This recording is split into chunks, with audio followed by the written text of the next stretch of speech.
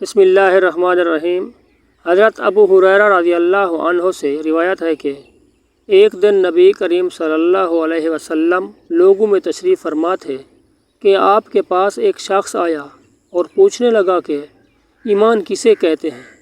آپ صلی اللہ علیہ وسلم نے فرمایا کہ ایمان یہ ہے کہ تم اللہ پاک کے وجود اور اس کی وحدانیت پر ایمان لاؤ، اور اس کے فرشتوں کے وجود پر، اور اس اللہ کی ملاقات کے برحق ہونے پر، اور اس کے رسولوں کے برحق ہونے پر، اور مرنے کے بعد دوبارہ اٹھنے پر ایمان لاؤ۔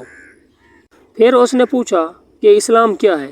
آپ صلی اللہ علیہ وسلم نے پھر جواب دیا کہ اسلام یہ ہے کہ تم خالص اللہ کی عبادت کرو اور اس کے ساتھ کسی کو شریک نہ بناؤ، اور نماز قائم کرو، اور زکوٰۃ فرض ادا کرو، اور رمضان کے روزے رکھو۔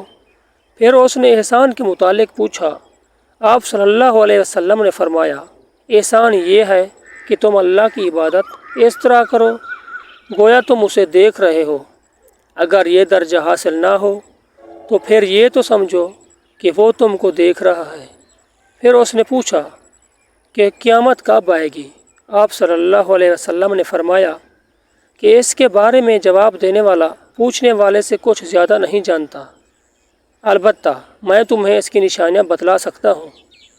وہ یہ ہیں کہ جب لونڈی اپنے آقا کو جنے گی، اور جب سیاہ اونٹوں کے چرانے والے یعنی دیہاتی لوگ ترقی کرتے کرتے مکانات کی تعمیر میں ایک دوسرے سے بازی لے جانے کی کوشش کریں گے۔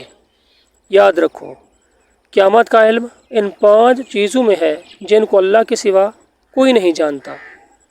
پھر آپ نے یہ آیت پڑھی کہ اللہ ہی کو قیامت کا علم ہے کہ وہ کب ہوگی، آخر آیت تک پڑھی۔ پھر وہ پوچھنے والا پیٹھ پھیر کر جانے لگا۔ آپ صلی اللہ علیہ وسلم نے فرمایا کہ اسے واپس بلا کر لاؤ۔ لوگ دوڑ پڑے مگر وہ کہیں نظر نہیں آیا۔ آپ صلی اللہ علیہ وسلم نے فرمایا کہ وہ جبرائیل تھے جو لوگوں کو ان کا دین سکھانے آئے تھے۔